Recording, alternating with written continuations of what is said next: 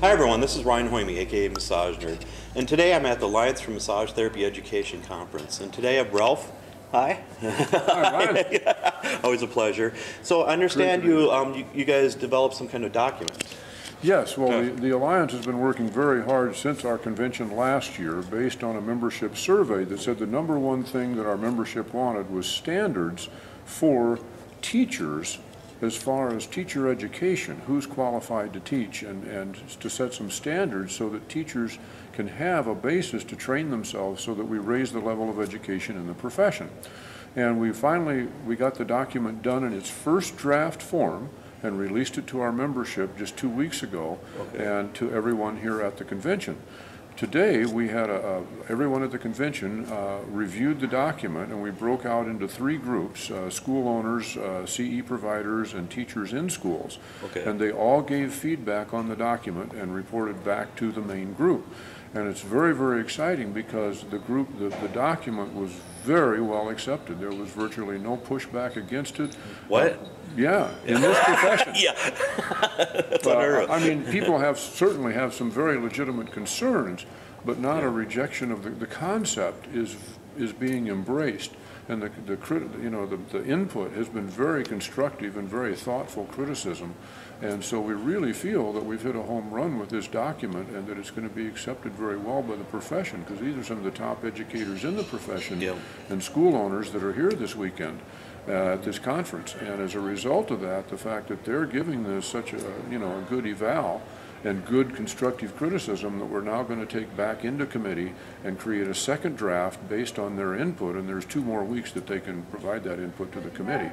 When we come out with our second draft, which we will then release to the other stakeholder organizations and things, we really think that we've really got a lot of momentum and a great start to bring the level of teacher education in our profession up.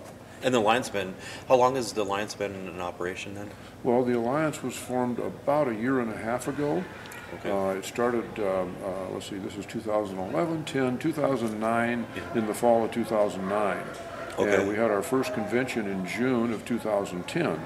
And that's when we actually elected a board of directors and created committees from the membership. And the committees have been working on 3 main projects. The teacher standard document, a review of the MTBOK, the Massage Therapy Body of Knowledge, and also a code of ethics for massage therapy instructors. And so we have now produced that code of ethics. We have completed a review of the Massage Therapy Body of Knowledge that we'll be releasing very soon, and we released the core competency document for teachers. So we've really accomplished our first 3 goals in our first year. Now we're going to be refining those and getting them out. That's like unheard of in organizations. It usually takes forever to get the ball rolling for this then. So why do you think it's working so good and so fast? And I think it's because of the caliber of people that we've managed to have on the committees, and the fact that our board works very, very well together, and that there really is a feeling of we polled the membership. The membership, this is what we want, and so that's what we did. We're not fighting with the membership. We're not going off on our own tangents of what maybe the board would like to do. The board wants to serve the membership and be the representatives and the spokespeople, the voice, shall we say, for educators in the profession. This is what the educators asked for. Therefore, they were very willing to help us and to get on committees and to help us create these documents. So it's really gone very well. It's like people with a common purpose can move forward much more rapidly than people going in all directions. And what was really impressive yesterday, I can't remember her name, but she was a nurse, and she was a keynote. Tracy Walton. No, it was another lady. She was one of the keynotes. There's a couple. Tracy. Yeah. Boy, I'm sorry. Yeah, sorry. National TV. But, sorry. But she Tracy Ortell. Yep, Tracy Ortell. Yep, because she tried for. I mean, it's been hundreds of years and stuff for the nurses to try to get things going, and just recently they really got things moving and stuff. Because it's just really impressive what's going on with this. This year to develop our document took them decades, and we think what they did in 100 years, we're going to be able to duplicate in about 10. We realize that bringing core competency levels into the teaching of massage therapy is going to take time. Teachers are going to have to be trained, and we're going to have to train trainers and create courses and create resources, both online and actual courses. So this is a long-range project, but that's what it takes to elevate the profession. And if we can do what they did in 100 years in 10, it'll be fabulous. And the whole goal of this, really is to bring a better massage to the public. That's what the whole focus behind improving the level of education is to really get the public to experience the full potential of massage therapy. And over 10 years ago when I first started teaching massage, I mean, I honestly didn't feel qualified teaching, but the thing is, I had a drive. I wanted to succeed and everything else. I mean, they didn't give us hardly any training. I mean, eventually over the time they gave us on-the-job training, but things have changed so much in that aspect. But if we can kick it up a notch with this, it's going to help. Yeah, I mean, to provide someone like you coming into the field and being asked to teach, and you obviously are a great communicator and a good therapist, but there are skills, especially to teach adult learners, that aren't obvious all the time. And to have resources to be able to go and acquire those skills, you know, would have been something you'd have probably loved to have had at that time. Exactly. Because luckily my dad, he was a 5th grade school teacher all his working career and stuff, and I learned from him a lot because I kept asking him questions, what I do in this situation.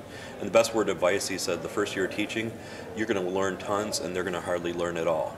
I mean, it sounds kind of bad, but the thing is, you're constantly on the job learning all the time and stuff. And so we want to, you know, bring that up so that it's only 6 months that they're not learning at all, and that you're ready to teach when you walk into the classroom, or more ready to teach at least. And so this is going to be an evolution.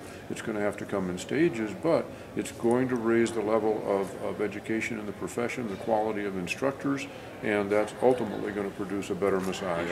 So your goal now is to get a second draft going, right? Exactly. And then after that, what's the next goal for that? Well, the first thing is we'll create the second draft and try to get buy-in with the other stakeholder organizations. Okay, and when we ask for and when the second draft is released, it will again go through a comment period from the other stakeholders, from the greater profession, and then that will be revised into what hopefully will be the final draft. So we're looking at probably another 9 months to a year and just in that stage, and then we'll start developing the resources to implement the document and developing teacher training and getting these standards out to the school. We have to develop what each competency really means and how to assess that. So this is a huge project, but we've taken the first giant step. Now there's a lot of little steps that have to fill in the document and fill in the whole process. And the nice thing is, the last few years I've seen every now and then instructor training, so training instructors. So people are seeing the need for that. It's starting to happen. ABMP has a program out there, and it's a great program, but it's a short course program that they present around the country. We want this to be a much greater scope program that will ultimately, produce a certified massage therapy instructor. Now that's going to be a ways down the line, and it won't be a required thing as we foresee it right now, but it will be a goal for instructors to shoot for. And so, it's a really exciting time in the profession educationally. And then schools can get involved in this too, and even individuals, right? Absolutely. The individual instructors, CE providers, schools, to bring the level of their faculty up. And again, we've got to develop all these resources, and we have to train people to be the trainers. And so, this is a huge project, and we realize it's going to be a 10-year project probably. And I've talked to many CE providers here, and they said this is the first time in a long time they've actually taken continuing education credits and stuff, because, again, they're so busy teaching other people all the time, but to actually be taught themselves is a totally different realm. So exactly, and so often we go off and take another techniques course. We want to learn the next level of our technique or a new technique to incorporate into our work. And now, we're here taking classes to learn how to teach better, how to assess what we've taught and see if we're getting across to people, that kind of thing, how to communicate better. And so now we're raising the level of the instructor through CEs, not just teaching more techniques. Exactly. So any other information and stuff to contact the alliance then, right? And Well, the thing is, if the Alliance is going to be the effective voice for educators, we need more membership. And if you're out there, if you are an educator in massage, whether you're teaching at a school, whether you are a school owner or a CE provider, we have categories for all those memberships. We have a very inexpensive associate level membership. We also have a gold level membership that actually pays you back many times what your investment in the membership is. And in the process, not only are you supporting the concept of better education in massage, but you're supporting the Alliance as a voice for you as a spokesperson for the educational community in massage. So I really urge educators out there to join the Alliance and become part of this movement to improve the level of massage that the general public is receiving.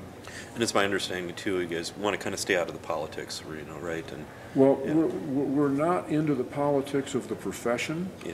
The only time we're going to get into politics is when it affects education, and we're going to want, we're going to be working when there are opportunities to be the educator's voice, so that we don't get unfairly penalized or unfairly persecuted, that we can move about the states easier. Yeah. Better reciprocity, and that'll help reciprocity for individual therapists too. Yeah. But we're not envisioning, we're not going to go out and try to pass legislation.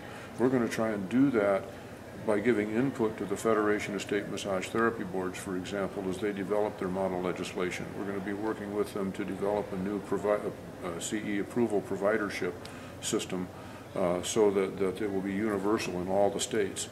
So we're going to be working to bring more reciprocity and uniformity to the profession educationally wise, and so that will help the individual therapist as well.